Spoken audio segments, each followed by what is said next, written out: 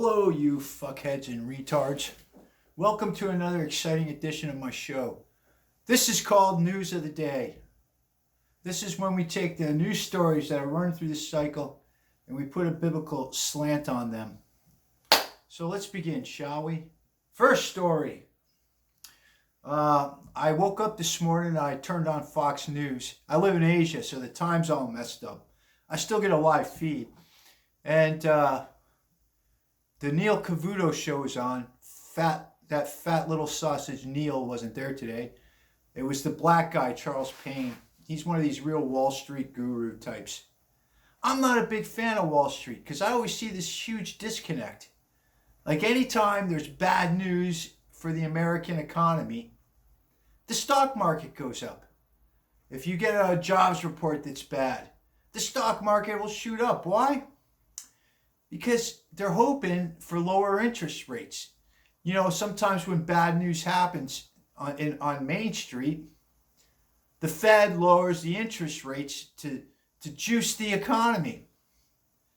And when they do that, the stock market shoots up.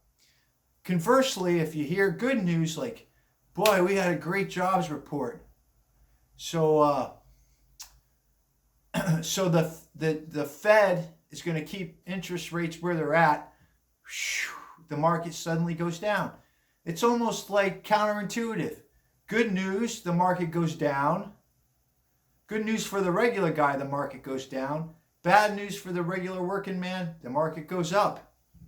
It's crazy.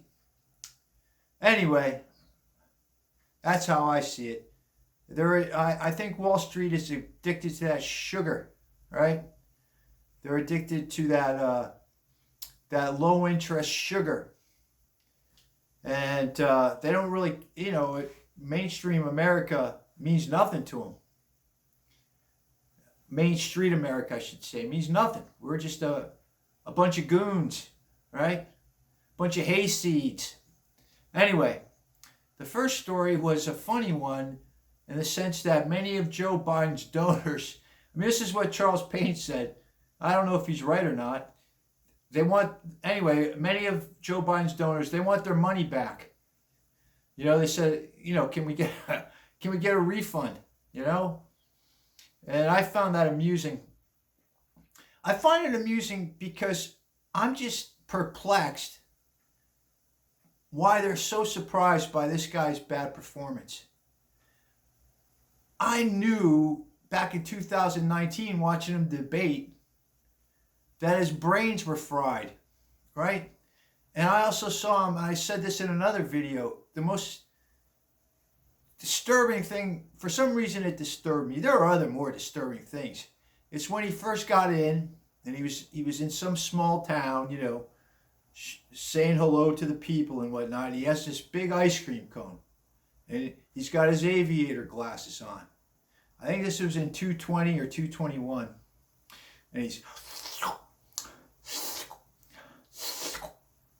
And he looks at everyone and goes,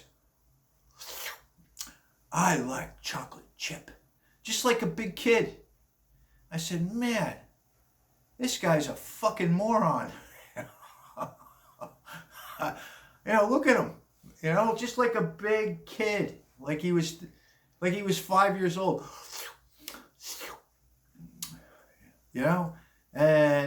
And the media, I remember the press laughing. Ha ha ha ha ha, Joe. You're a funny guy. You're not a moron. So for all these years, we've known that this guy's a moron, and why anyone's surprised or would want their money back is beyond me. And I just don't get it. I mean, we all knew it for a long time. And, his administration, and I don't know if you can even blame the guy. He's so fried in his fucking head. But his administration, they've really brought America to a perplexing point. And, I've seen stuff that you would never have guessed. The country's not the same anymore. I'm an old geezer.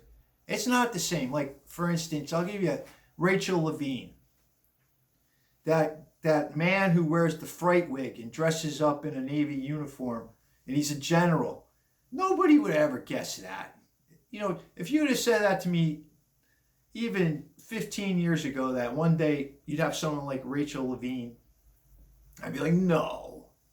Or another disturbing incident was finding the cocaine. The one that kind of made me giggle is they had a gay day at the White House, and this transgender girl or woman flashed her tits to the entire press, right on the White House lawn. And what can you say about that? It's crazy. But the biggest one, I guess, the two guys having sex in one of the rooms, like on the table, where the Congress meets, right? And just sitting there and having gay sex and filming it. Who would have guessed that? Maybe I'm just getting too old. I don't know. It's just crazy to me.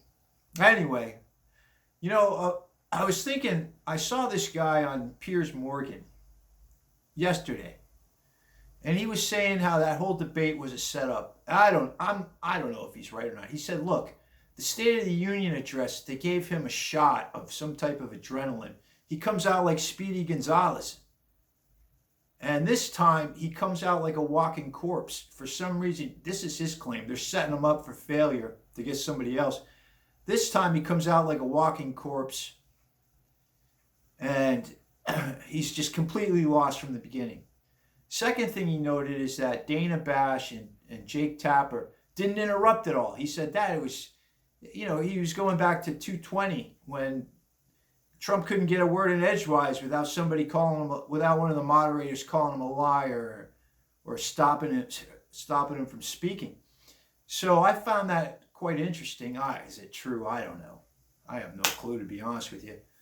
But it's interesting, to me. Well, I'm almost at 10 minutes, so I'm going to go just with one more story. This poor little girl, the 12-year-old, Jocelyn Nungaray was her name, from Texas. She was I guess you could call it an abduction.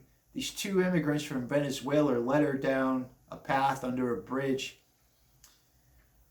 And they found out that after examining her corpse, they strangled her. That along with strangling her, they also it seems like they raped her before they killed her. Which is it was terrible, terrible. And what makes it more disgusting is that one of them was required to wear an ankle bracelet. Well, first of all, it's disgusting because they shouldn't have been in the country, right? They had no business being here. We've got a wide open border. I don't know why it's wide open. You tell me. Maybe you're smarter than I am. I think it's a money thing. I think these rich capitalists love cheap labor, right? You can hire Juan and Maria for a lot cheaper than you can an American. That's what I believe. I don't know, because it makes no sense to me at all. So these two dirtbags should have never been here in the first place. Secondly, one of them had an ankle bracelet, and he took it off. So he managed to take it off and go undetected. Can you tell me why a guy who's required to wear an ankle bracelet would be allowed into this country? Again, it's a big mystery. It's just something that's very frustrating. I think, I keep repeating myself, I think it has something to do with cheap labor.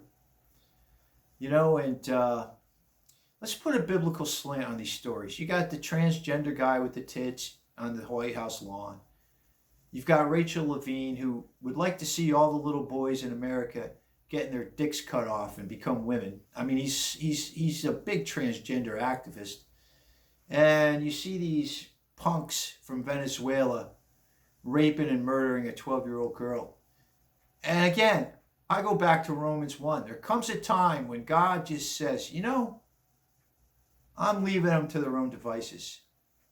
And when he does that, one of the symptoms is insanity that infects the entire society. All right? When God throws up his hands and says, you know, I've had enough. Anyway, and that's how I would put a biblical slant on that, because we are truly going fucking nuts in this. You know, when I look at these stories and I see some of these cities on the news, I can't believe my eyes.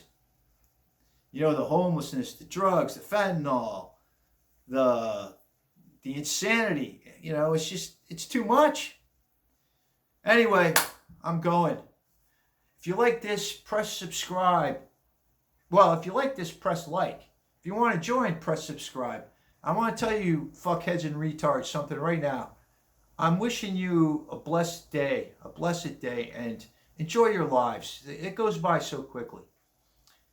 See you later. Bye-bye.